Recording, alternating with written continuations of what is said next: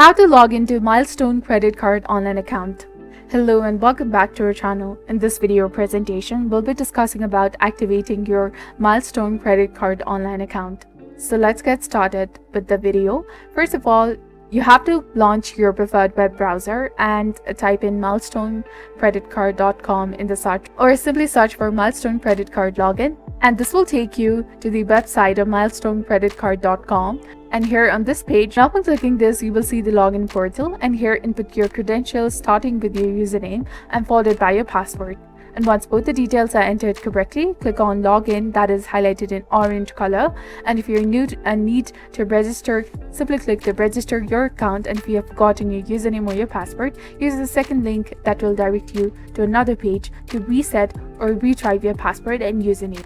Your new password details will be sent to your account's email address, and enter your username, last 4 digits of your card, date of birth, and social security number, and click on reset password. For the forgotten usernames, input the necessary details. An email with the associated username will be sent. Enter the 16-digit account number, date of birth, social security number, and click on request username.